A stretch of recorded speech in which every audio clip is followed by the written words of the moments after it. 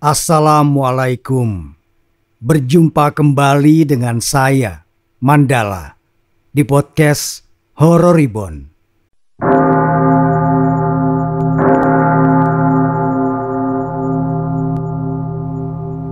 Pemuda itu duduk bersila di atas sebuah balai-balai bambu yang di atasnya dialasi tikar pandan lusuh. Di hadapannya duduk pula seorang lelaki tua dengan pakaian serba hitam, janggut, alis dan rambut yang sudah berwarna putih, sebagian tertutup blangkon, menandakan bahwa usianya tak muda lagi. Di antara kedua anak manusia itu, terdapat sebuah gerabah besar dari tanah liat yang mana isinya merupakan air dengan taburan kembang 7 rupa. Di samping gerabah besar, terdapat sebuah anglo yang digunakan untuk membakar kemenyan. Bau asap kemenyan menguar ke penjuru ruangan. Ditambah suasana mencekam dan udara dingin membuat anak muda bernama Chandra Kusuma itu mengeratkan jaketnya. "Mau kamu apakan orang-orang itu, anak muda?" Suara serak dari lelaki tua itu membuat bulu kuduk Chandra berdiri. Ia mengangkat wajahnya takut-takut lalu menjawab terbata-bata. Buat mereka menderita, Ki. Buat mereka dihantui oleh makhluk-makhluk mengerikan sebelum mereka mati." Lelaki tua yang berprofesi sebagai dukun itu menggeleng. "Dendammu begitu besar, anak muda." "Mereka sudah membunuh ibuku, Ki.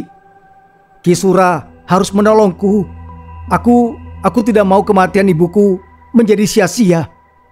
Ki Sura mengangguk berulang kali sembari mengelus-elus janggut panjangnya. Baik, akan aku lakukan. Sekarang kamu bisa pulang. Nanti pada saat malam Jumat Kliwon, datanglah lagi kemari, sembari membawa persyaratan dan bahan-bahan sesajen." "Baik, Mbah." Usai mengatakan itu, Chandra beranjak dari duduknya. Ia turun dari balai-balai bambu dan meninggalkan kediaman Ki Sura. Di dalam dadanya menggelegak sebuah bara dendam yang kian hari kian membesar, membakar garba jiwanya. Chandra Kusuma, begitu nama yang disematkan oleh kedua orang tuanya. Tapi nasib tak seindah nama yang disandangnya. Sejak kecil ia kehilangan sosok ibu. Ia bahkan tak ingat seperti apa rasanya memiliki seseorang yang dia panggil ibu. Ibunya, Widya, sudah wafat sejak ia baru berusia 1,5 tahun. Sebenarnya semua berjalan baik-baik saja selama ini. Tapi sebagai seorang anak, tentu ia merindukan sosok ibu hadir dalam kehidupannya. Bagi Chandra, kebahagiaan dan kesuksesan yang telah ia raih tak sempurna tanpa kehadiran ibunya. Sebagai anak muda yang masih berusia 28 tahun, kehidupan Chandra memang bisa dikatakan sukses. Bagaimana tidak, ia yang hanya lulusan SMA kini memiliki sebuah toko sembako terbesar di pasar tradisional tak jauh dari rumahnya.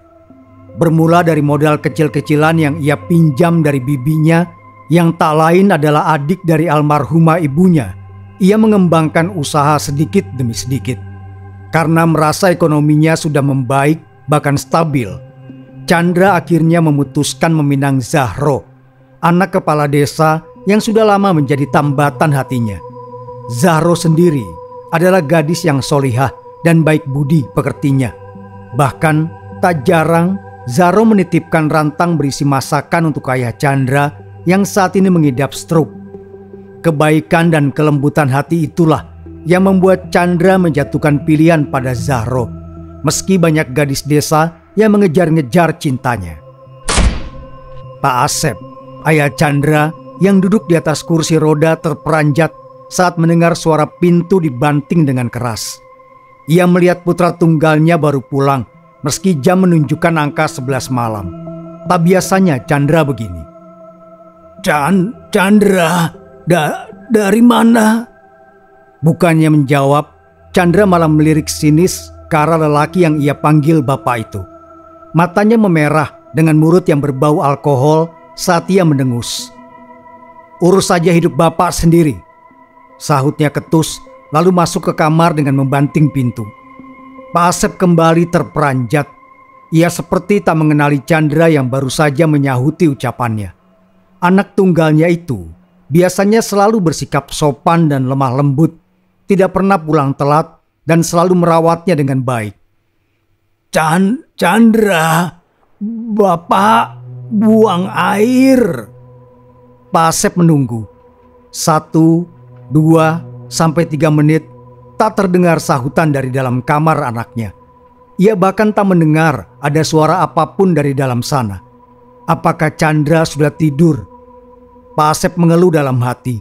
Apakah ia harus menunggu Chandra bangun keesokan hari untuk membersihkan kotorannya? Ia sudah sangat tidak nyaman. Tadi pagi, Chandra langsung pergi begitu saja usai sarapan. Ia bahkan tak menyiapkan sarapan atau makanan apapun untuk ayahnya, membuat Pak Asep menahan lapar hingga jam 11 siang. Beruntung Zaro datang menjenguknya dan membawakan makanan. Dengan telaten, calon menantunya yang baik hati itu menyuapinya. Namun malam ini Zaro tidak akan mungkin datang menolongnya. Lagi pula tak akan pantas seorang gadis membantu lelaki membersihkan kotoran meski lelaki itu sudah tua. Mau tak mau, Pak Asep menunggu keesokan pagi. Siapa tahu anaknya memang sedang ada masalah besar hingga membuatnya lalai. Namun lebih dari itu, Pak Asep juga harus sabar dan rela tidur di ruang tamu malam ini.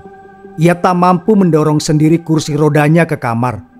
Jangankan mendorong kursi roda, menggerakkan tangan saja tak bisa. Beruntung ia masih bisa bicara, meskipun itu kadang tak dimengerti oleh orang yang mendengarnya. Sementara Chandra saat ini tengah berbaring telentang di kamarnya. Ia menatap langit-langit dengan air yang meleleh di sudut mata. Sepulang dari rumah Ki Surat tadi, ia memang tak langsung pulang ke rumah. Ia mampir ke sebuah warung dan menenggak tuak di sana. Ia sebenarnya tak suka rasa tuak. Seumur hidup, baru kali ini ia menyentuh minuman haram itu.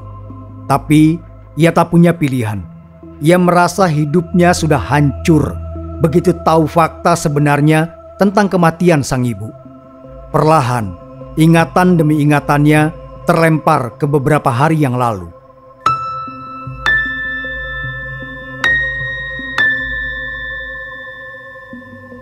Pagi itu, seperti biasa Chandra melayani pembeli di tokonya. Meski ia memiliki seorang karyawan, ia tetap terjun langsung untuk berinteraksi dengan pembeli di pasar. Selain karena orang-orang sudah banyak yang mengenalnya, tentu saja ia tak punya kegiatan lain di rumah. Biasanya, ia hanya bangun pagi, menyiapkan air mandi untuk ayahnya, lalu menyiapkan sarapan. Kemudian ia akan sarapan sembari menyuapi ayahnya itu. Kegiatan tersebut sudah ia lakukan selama bertahun-tahun, sejak masih duduk di bangku SMP dan ayahnya terkena stroke. Bedanya jika dulu ia meninggalkan ayahnya untuk sekolah, sekarang ia meninggalkan ayahnya untuk mengelola usaha. Bu, sudah dengar belum kalau Juragan Aryo jatuh miskin? Seorang wanita parubaya bertubuh gemuk memulai percakapan sembari memilah tomat yang akan dibelinya. Ah, masa sih bu? Kok bisa? Temannya yang tengah membayar uang belanja pada Chandra menyahut. Ih, Bu Atun ketinggalan informasi berarti. Sudah santer loh bu, dibicarakan orang. Kabarnya kalah judi. Sekarang semua asetnya disita orang, tinggal sisa rumah dan satu tanah di dekat sungai itu. Wanita yang dipanggil Bu Atun menggeleng pelan. Azab barangkali bu. Karma itu untuk Juragan Aryo. Selama ini selalu bertindak sesuka hati. Tanah yang dekat sungai itu juga kan milik almarhumah Ibu Widya. Dia juga yang menyebabkan Ibu Widya meninggal dulu. Chandra menghentikan aktivitasnya sejenak. Ia yang semula tengah menimbang gula, mendadak tertarik dengan percakapan kedua ibu itu. Bukan apa-apa, sebab nama ibunya disebut-sebut oleh mereka. Maaf, ibu-ibu. Apakah Ibu Widya yang ibu maksud itu adalah ibu saya? Pertanyaan yang gamblang dan tanpa basa-basi dari Chandra membuat kedua wanita itu saling pandang dan sesaat kemudian mereka kompak menggeleng bersamaan. "Ah, tidak, ini Widya yang lain kok, Mas Chandra." "Nama Widya kan banyak," sahut Bu Atun. "Ya sudah, belanjanya tadi sudah saya bayar. Saya pulang dulu ya, Bu Sofi. Mari, Mas Chandra." Tanpa berkata-kata apa-apa lagi, Bu Atun pergi dengan sedikit terburu-buru. Chandra merasa wanita itu berbohong, tapi ia tak punya hak atau alasan apapun untuk memaksa pelanggannya itu bicara. "Oh iya, belanjaan saya tolong ditotal ya Mas Chandra," ucap Bu Sofi yang membuyarkan lamunan Chandra. "Oh iya Bu, sebentar ya." Chandra mengambil kalkulator yang tadi ia letakkan di laci meja kasir, lalu mulai menghitung keseluruhan belanjaan Bu Sofi. "Ini saja Bu, ada yang mau ditambah lagi atau tidak? Mumpung masih di pasar." Seperti biasa, Chandra beramal tamah sebelum pelanggannya pulang. Bu Sofi tampak melihat isi kantung plastik yang ia bawa. "Ini saja dulu Mas Chandra, rumah saya juga tidak jauh kok. Mudah saja kalau mau kembali lagi beli sesuatu," sahut Bu Sofi kemudian sambil membawa barang belanjaannya. "Baik Bu, terima kasih." Sepeninggal Bu Sofi, Chandra masih memikirkan apa yang tadi ia dengar. Ia tak yakin bahwa Widya yang dimaksud oleh Bu Atun bukanlah ibunya. Tapi kemana ia harus mencari tahu? Di tengah kebingungannya, Chandra melihat orang yang sangat ia kenal datang ke toko. Ia segera beranjak lalu menghampiri orang tersebut. "Biasih," sapanya, lalu menyalami wanita setengah baya itu. Wanita yang Chandra ketahui adalah adik dari ibunya itu tersenyum. Ia segera mengusap kepala keponakannya.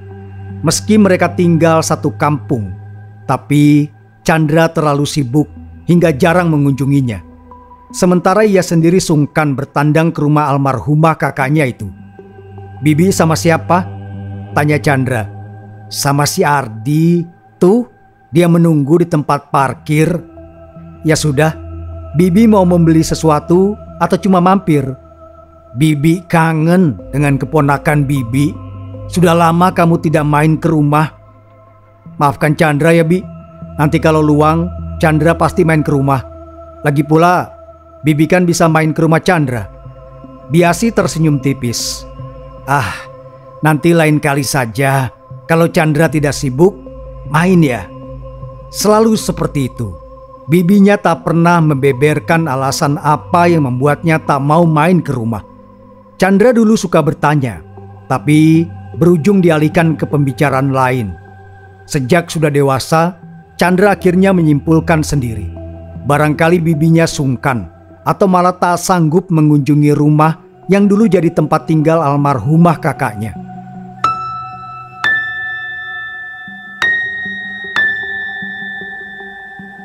Siang itu, Chandra menutup toko lebih cepat dan memilih ke rumah bibinya. Ia memang sudah lama tak ke sana. Tapi sebelum ke rumah bibinya, ia menyempatkan diri dulu pulang ke rumah, menyiapkan makanan sekaligus menyuapi ayahnya, juga mengganti popok yang dipakai oleh lelaki itu. Setelah beres mengurus ayahnya, Chandra membawa belanjaan yang sudah ia siapkan sebagai buah tangan. Bibinya pasti senang dengan kedatangannya. Hanya butuh waktu sekitar 10 menit berjalan kaki, Chandra sudah tiba di rumah sederhana yang halamannya tampak rindang dengan 2 batang pohon mangga. Ada balai-balai tempat duduk di bawah salah satu pohon itu, juga kolam ikan lele di sudut. Itu adalah usaha milik sepupunya, Ardi. "Assalamualaikum." Chandra mengetuk pintu dan menunggu dengan sabar. Terdengar langkah kaki dari dalam menyusul daun pintu yang terbuka. "Waalaikumsalam. Chandra, aduh, sudah lama tidak kesini. Ayo masuk." Wanita muda yang membukakan pintu tampak antusias dan mempersilahkan Chandra masuk. Dia adalah Ayu, anak sulung Biasi. "Terima kasih Teh. Ini ada sedikit oleh-oleh." Chandra mengekori langkah kakak sepupunya masuk ke dalam rumah sembari menyerahkan kantong plastik ukuran besar yang ia bawa. "Ya Allah, Chandra, kamu tidak perlu repot-repot. Lihat, kamu datang saja Ambu pasti sudah senang. Teh Ayu menerima oleh-oleh dari Chandra. "Terima kasih ya." "Iya Teh, Bibi ada." "Ada, tunggu di sini. Teteh buatkan minum, sekalian panggilkan Ambu. Kalau Abah sih sudah berangkat lagi ke ladang." Sekitar 5 menit Chandra menunggu bibinya. Tak lama wanita bertubuh kurus kecil itu keluar sembari membawa nampan berisi 2 gelas teh dan beberapa camilan. Chandra, sudah lama menunggu." Chandra beranjak dari duduknya. Ia mengambil alih nampan lalu meletakkannya di meja, kemudian mencium punggung tangan Biasi. "Baru sebentar, Bi. Ayo, duduk dulu." Seperti biasa, jika sudah bertemu dengan bibinya, Chandra akan bercerita mengenai kesibukan dan kegiatan apa yang sekarang ia lakukan. Setelah puas basa-basi, ia menuju masalah inti yang membuatnya datang menemui Biasi. "Bi, maaf, tapi tadi di pasar Chandra sempat dengar ada pelanggan bilang bangkrutnya Juragan Aryo adalah karma dari perbuatannya di masa lalu terhadap Ibu Widya. Apakah Widya yang dimaksud itu ibunya Chandra?" Mendengar pertanyaan yang keluar dari mulut keponakannya, Biasi terdiam beberapa saat sebelum akhirnya tersenyum. Tidak. Ibumu tidak ada hubungannya sama sekali dengan Juragan Aryo. Widya yang lain barangkali." "Tapi Bi," saat Chandra tanya, mereka seperti menyembunyikan sesuatu. Chandra mengamati air muka bibinya yang sempat berubah. Meski wanita itu mencoba bersikap baik-baik saja. "Itu perasaan Chandra saja barangkali." "Jujur sama Chandra, Bi, selama ini segala hal tentang ibu sangat abu-abu. Chandra hanya tahu ibu meninggal karena sakit, tapi tak ada yang mengatakan ibu sakit apa." Biasi terdiam. "Bi, Chandra mohon. Chandra sebentar lagi akan menikah. Meski ibu tidak bisa hadir, setidaknya Chandra tahu kebenaran tentang ibu." "Kamu tidak akan siap, Nak." "Katakan saja, Bi." Biasi menghela napas. Pandangannya lurus ke depan seolah tengah menerawang jauh. Saat bibirnya terbuka, maka mengalirlah cerita yang sangat-sangat mengguncang batin Chandra. "Bapakmu dulu adalah pemabuk, tukang judi, suka main perempuan. Bibi sendiri tidak tahu mengapa ibumu mau hidup dengannya sampai melahirkan kamu." Biasi menatap keponakannya. "Kalau ada yang mengingatkan, ibumu pasti bilang, bapakmu pasti bisa berubah. Nyatanya, bertahun-tahun mereka hidup bersama, bapakmu malah semakin parah. Utangnya menumpuk beserta bunganya. Dia tidak bisa membayarnya. Juragan Aryo adalah rentenir tempatnya berutang." Lalu, Biasi menghela napas panjang. "Ibumu adalah wanita yang cantik, Chandra. Kulitnya putih, tinggi semampai. Dia adalah kembang desa semasa gadisnya. Juragan Aryo mencetuskan ide gila yang disetujui bapakmu. Utang-utang itu akan dianggap lunas kalau bapakmu mengizinkan Juragan Aryo meniduri ibumu." "Apa? Lalu bapak setuju?" Pakik Chandra nyaris berteriak. Biasi mengangguk. "Bapakmu pura-pura pergi ke kota. Juragan Aryo beserta anak buahnya mendatangi rumah. Lalu kamu bisa bayangkan, ibumu tidak bisa melawan, Chandra. Bejat. Karena itulah ibumu stres. Dia nyaris gila. Kamu diabaikan sampai akhirnya hari itu tiba, Chandra. Ibumu tidak kuat lagi menanggung beban mental. Dia bunuh diri." "Jadi, Bapak termasuk orang yang menyebabkan kematian ibu?" Biasi mengangguk. "Kenapa Bibi tidak pernah cerita?" Biasi menggeleng. Ia menyekap pipi yang entah sejak kapan basah. "Bibi tidak mau kamu membenci bapakmu. Biarlah Bibi dan keluarga besar yang sudah mengutuknya, Chandra." Sial. Kaca lemari pecah berkeping-keping terkena lemparan vas bunga dari tangan Chandra. Pemuda bertubuh jangkung itu menjambak rambutnya Frustrasi, kilasan-kilasan ingatan tentang apa yang diucapkan bibinya membuat kepala seakan mau pecah. Ia tak mau membenci bapaknya, tapi ia juga tak bisa diam saja dan seolah tutup mata dengan kenyataan yang sekarang terpampang di depan mata, bahwa bapak yang selama ini ia hormati adalah penyebab kematian ibunya. Chandra juga tak terima dengan apa yang dilakukan oleh Juragan Aryo dan anak buahnya. Maka kini ia ada di persimpangan jalan. Ia ingin memaafkan bapaknya, tapi di sisi lain ia takkan diam saja melihat orang yang menyebabkan kematian ibunya hidup dengan tenang. Maka setelah ia timbang dan pikir ulang, ia meneruskan apa yang sudah ia mulai. Ia akan kembali mendatangi Kisura untuk melanjutkan dendamnya. Nyawa harus dibayar dengan nyawa pula. Malam itu, Chandra baru bisa terlelap jam 2 dini hari. Ia sibuk bergelut dengan pikiran-pikiran yang bertolak belakang dengan hatinya. Tapi apa daya, dendam merupakan sebuah penyakit hati yang sangat ganas. Ia serupa kanker yang menggerogoti tubuh manusia. Begitu pula dengan Chandra. Ia kalah oleh rasa dendamnya, memilih takluk dan terperosok ke jalan penuh kegelapan.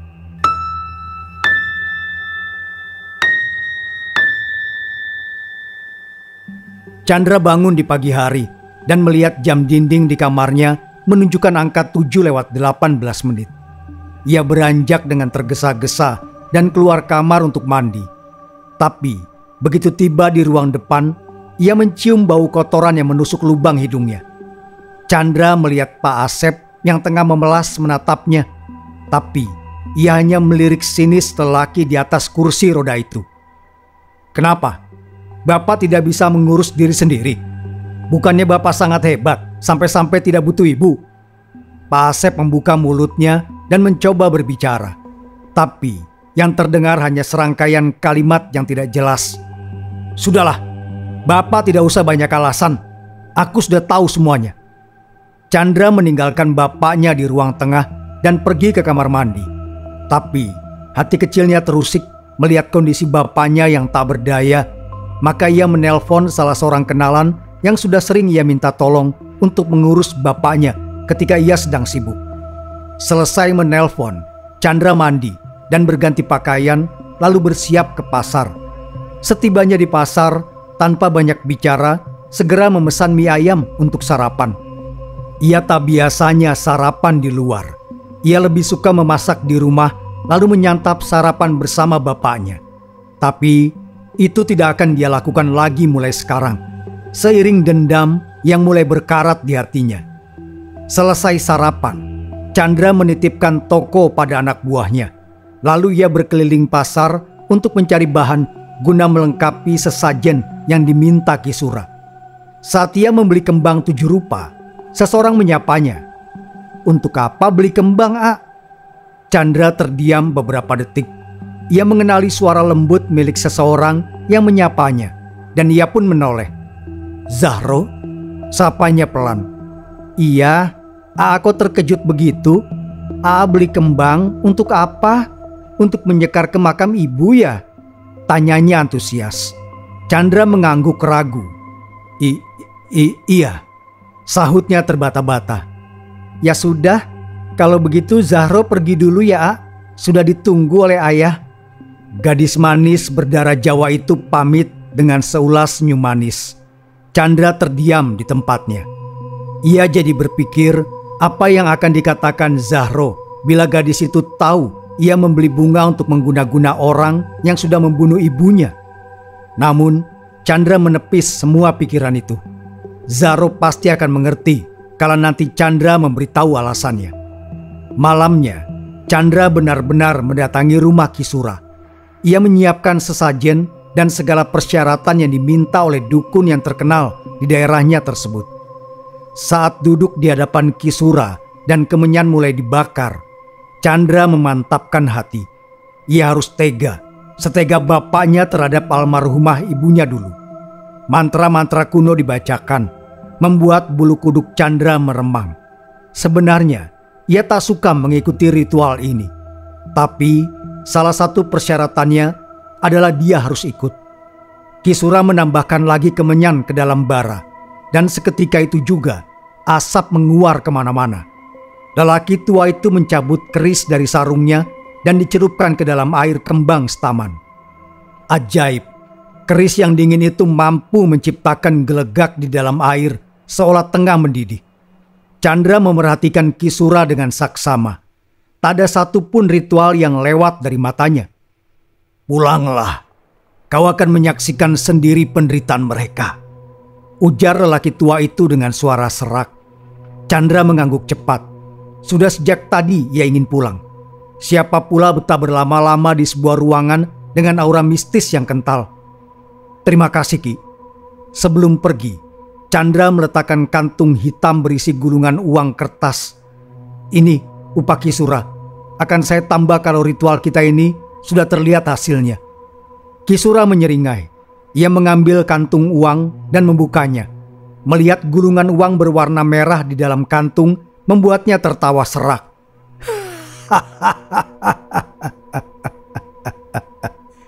Sementara Chandra tak mau berbahasa basi lagi.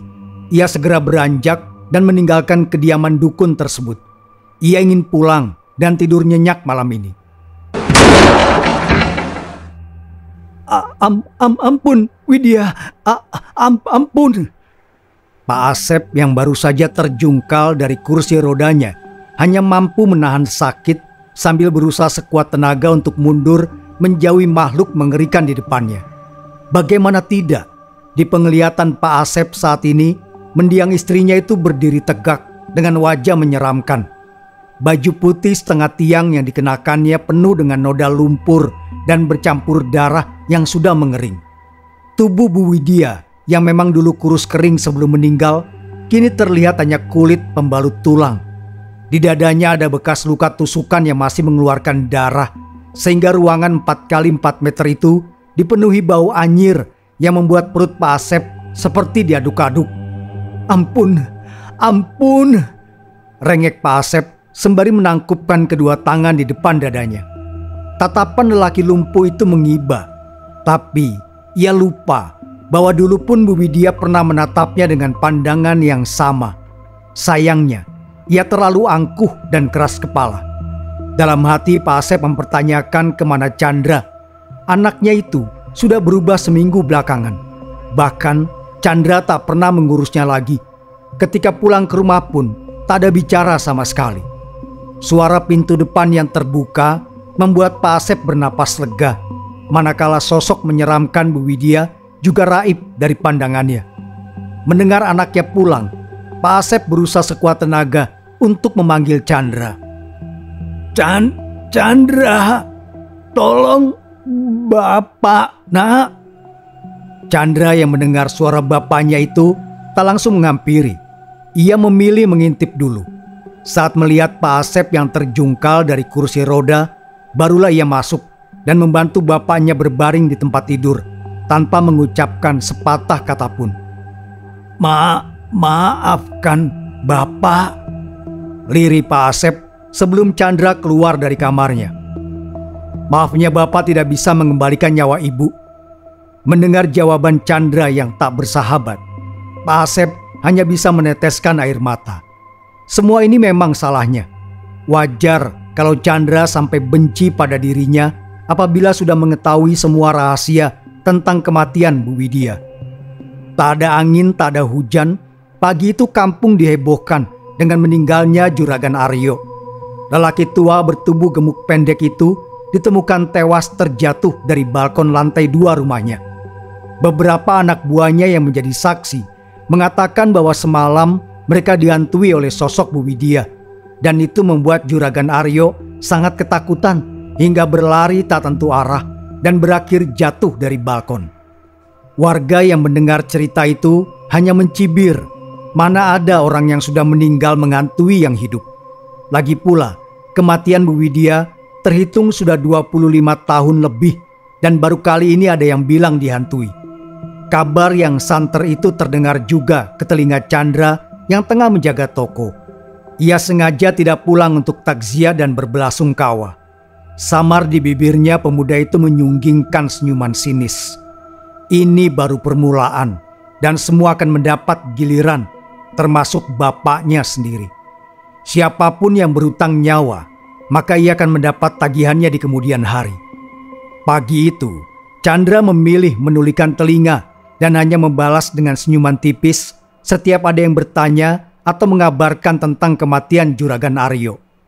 Hari-hari berlalu sejak kematian rentenir di kampungnya.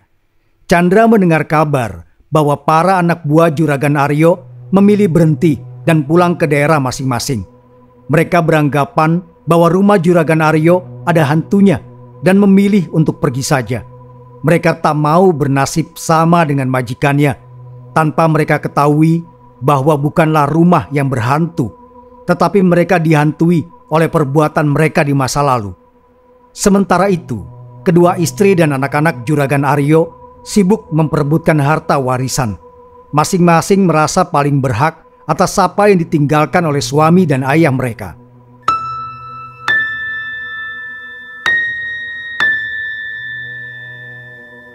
Chandra menikmati semua berita dan kabar yang terdengar sampai ke telinganya. Ia asik menjadi penonton di tengah kekacauan keluarga mantan rentenir tersebut. Malam ini, seperti biasanya Chandra pulang larut. Ia mendengar suara-suara aneh di kamar ayahnya, dan seketika itu pula ia memutuskan mengintip. Penasaran dengan apa yang terjadi. Jika biasanya ia tak melihat apa-apa saat ayahnya mengatakan ada setan, kali ini Chandra melihat sendiri bentuk dari jin yang dikirim Kisura untuk menghantui para pembunuh ibunya. Dan benar saja, rupa jin itu menyerupai wajah Bu Widya, tetapi sangat menyeramkan. Chandra mundur teratur. Bulu kuduknya meremang. Ia tak bisa mengatakan apapun dan tak tahu harus berbuat apa. Ia tak rela jin itu menyerupai ibunya. Tapi itu juga berguna agar orang-orang bejat yang berlaku tak senonoh pada ibunya bisa mengingat dosa mereka di masa lalu. Tanpa Chandra sadari, malam itu adalah kali terakhir ia melihat bapaknya. Karena keesokan paginya, Pak Asep ditemukan meninggal di kamarnya. Tak ada yang tahu sebab kematian lelaki lumpuh itu. Ia meninggal tanpa bekas luka atau jejak apapun di tubuhnya. Sebagian orang berasumsi Pak Asep terkena serangan jantung. Sementara Chandra sendiri termenung di sisi jasad bapaknya yang sudah dikafani. Tiba-tiba penyesalan menyeruak memenuhi rongga dadanya hingga ia kesulitan bernafas. Dia tidak menangis, tak pula meneteskan air mata barang setetes. Tapi jiwanya meraung. Ia menyesal hanya karena menuruti dendam. Kini ia kehilangan orang tua satu-satunya yang ia punya. Begitu di pemakaman pun Chandra lebih banyak diam. Orang-orang maklum dan menganggap Chandra tengah terpukul. Sementara itu, Biasi menyeruak kerumunan dan segera memeluk keponakannya. Begitu juga Mang Dadang, suami dari Biasi. Biasi bukannya tidak tahu kalau keponakannya sendiri yang menyebabkan Pak Asep meninggal. Tapi kini ia melihat kehancuran itu jelas terpancar di mata Chandra. Maafkan Chandra, Bi. Maafkan Chandra yang tidak mendengarkan Bibi. Chandra menyesal. Isak Chandra dalam pelukan bibinya. Sementara itu tak jauh dari mereka, Zahro menghela napas berat. Ia baru tahu kalau Chandra tega melakukan itu pada bapaknya sendiri. Jika saja Zahro bukan calon istrinya, Biasi takkan memberitahu apa yang sebenarnya terjadi. Tapi Biasi juga tak mau Zahro menyesal saat mengetahui ini di kemudian hari.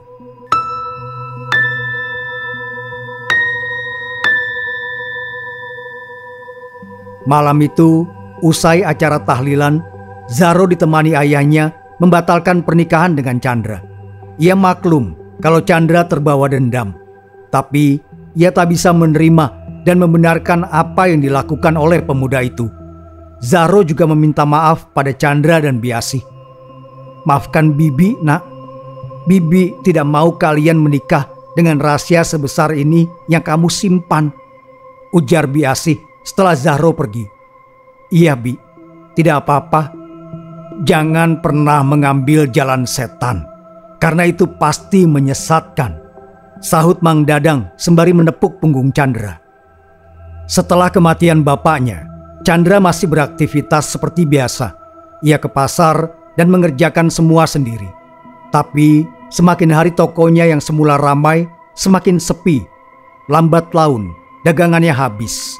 Tapi uang yang ia peroleh tak sesuai dengan pengeluaran. Mau tak mau, Chandra terpaksa memberhentikan karyawannya. Ia memulai semuanya dari awal. Sayangnya, berita tentang kematian Pak Asep sudah menyebar dan para warga tahu bahwa Chandra adalah pelaku yang menyebabkan Pak Asep meninggal.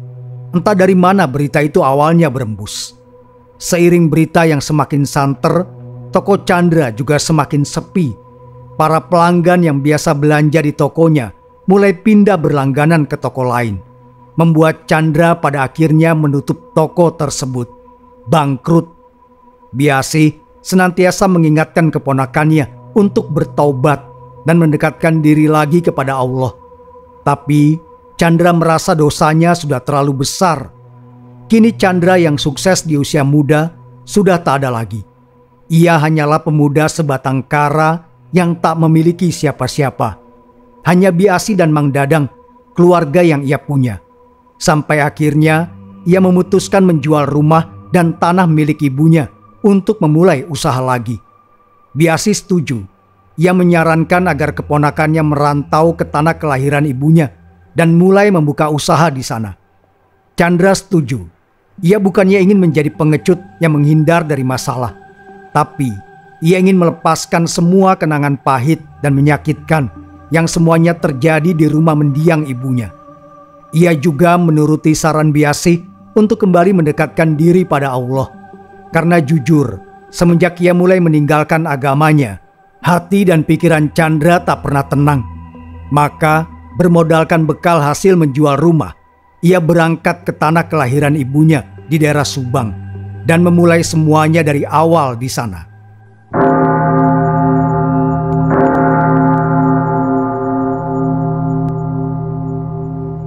Terima kasih sudah mendengarkan. Wassalamualaikum warahmatullahi wabarakatuh. Sampai berjumpa kembali.